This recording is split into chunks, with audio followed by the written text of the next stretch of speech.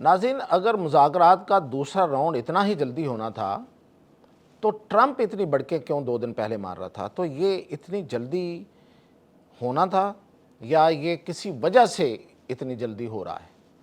یہ مذاکرات جو ہیں یہ کس نے مجبور کیا ہے ٹرمپ کو کہ وہ فوری کرے؟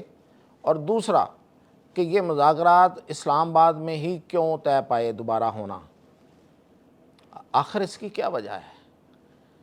کس وجہ سے، کس کی مجبوری تھی کہ مذاکرات اسلام آباد میں ہی ہوں؟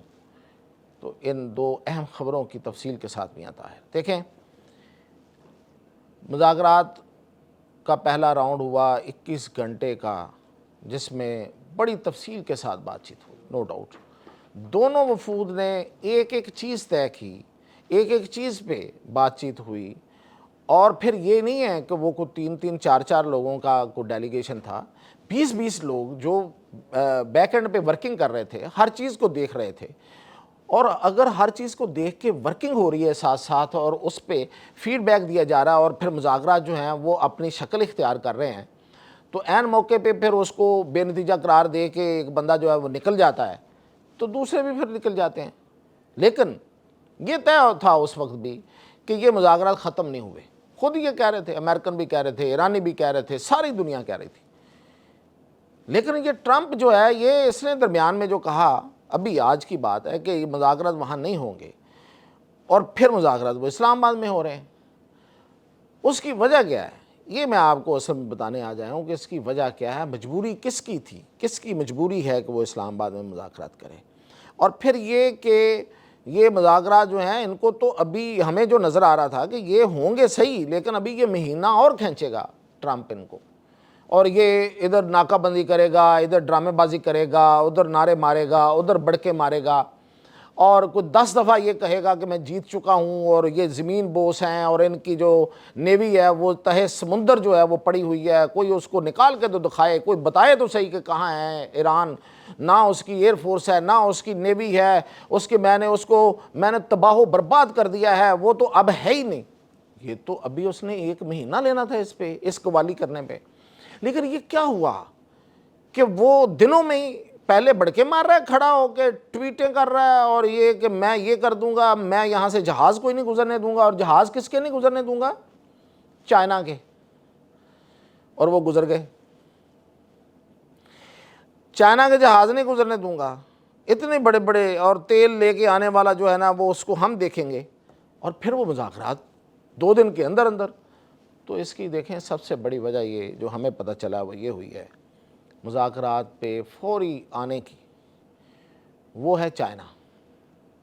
چائنا نے کہا ہے ٹرمپ صاحب، یہ ڈائریکٹ بات ہوئی ہے، اگر آپ نے 14 مئی کو چائنا کا دورہ کرنا ہے، ایک بار پھر اس کو ملتوی نہیں کرنا، تو جنگ کا فیصلہ ابھی کر لیں۔ یہ جو آپ چیزوں کو کھینچ کے کو ہائپ کریٹ کر کے ہمارے پاس آئیں گے، یہ اس طرح کی ٹرمپ کے ساتھ ہم گفتگو نہیں کریں گے۔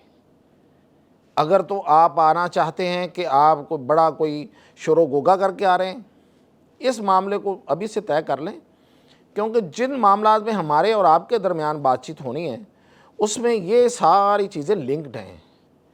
تو اس پہ جو بھی آپ نے کرنا ہے نا، جو آپ کرنا چاہتے ہیں وہ کر لیں، اور ابھی کر لیں، ورنہ پھر آپ سمجھیں کہ ہماری طرف سے یہ دورہ نہیں ہے۔ اس پہ ٹرمپ پھر گھٹنوں پہ آیا ہے، اور پھر اس نے ایک شرط رکھ دی وہاں پہ۔ ظاہر ہے ہاتھی ہے نا، گرتے گرتے کچھ تو لے گا۔ تو اس نے کہا کہ اچھا یہ ٹھیک ہے، میں مذاکرات کر لیتا ہوں، ہو جاتی ہے بات، لیکن میری ایک میٹنگ تو کرا دیں آپ۔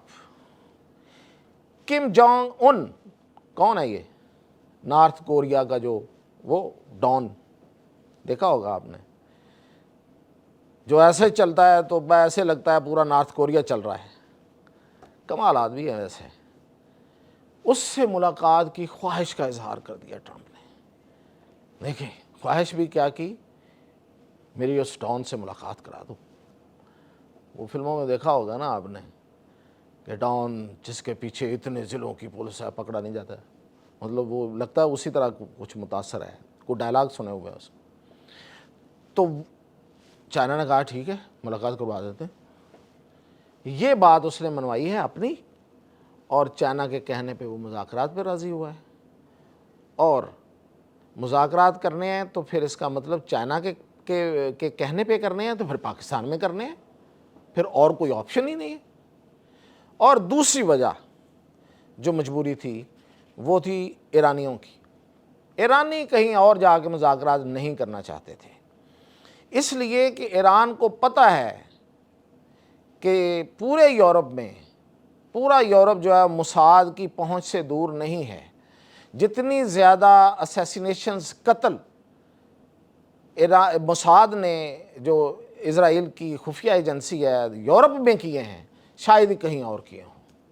تو اس لیے انہیں پتہ تھا کہ اگر ہم یورپ میں کہیں گئے تو ہماری جانوں کو خطرہ ہوگا، یہ ہمیں قتل کر سکتے ہیں، اور اگر ایسا ہو گیا تو پھر تو وہ جیتی ہوئی، جو کہ بہرحال ایران جنگ جیت چکا ہے، تو وہ جیتی ہوئی جنگ جو ہے وہ ہار میں بدل جائے گی۔ تو یہ پرائرٹی، یہ ترجیح جو تھی، جو کہ بڑی جائز اور بڑی زبردست ہے، ان کے نزدیک اس کے لیے جو محفوظ ترین جگہ ہے وہ اسلام آباد ہے، وہ پاکستان ہے۔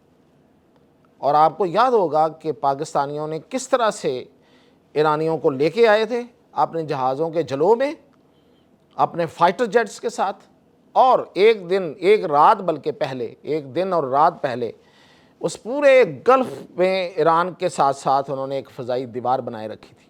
پاکستانی فائٹرز جو ہیں وہ وہاں پہرا دیتے رہے تھے کہ اسرائیل کی طرف سے کچھ شرارت نہ ہو جائے مین وائل، تاکہ یہ مذاکرات جو ہیں ان کی طرف کوئی، ان کو سیبوٹیج کرنے کا، ان کو جو سپائلر بیٹھا ہوا ہے وہ کوئی ایسی حرکت نہ کر گزرے۔ تو اتنا پکا انتظام کیا تھا، اور پھر ان کو چھوڑ کے آئے، محفوظ جگہ پہ چھوڑ کے پھر واپس آئے ہمارے جو فائٹرز اور شاہین ہیں۔ اور پھر یہ کہ اسلام آباد میں موساد کا نیٹ ورک نہیں ہو سکتا، کرائے کے لوگ اس کو شاید کہیں ارد گرد سے مل جائیں، لیکن ہمارا سسٹم اس کا کبھی ساتھ نہیں دے سکتا۔ یورپ کا تو پورا سسٹم جو ہے وہ موساد کا ساتھ دیتا ہے۔ میں ایک دو مثالیں آپ کو بتا رہا ہوں۔ مثال کے طور پہ ایک آپریشن ہوا تھا 1973 میں، اسے کہتے ہیں للے ہیمر آپریشن۔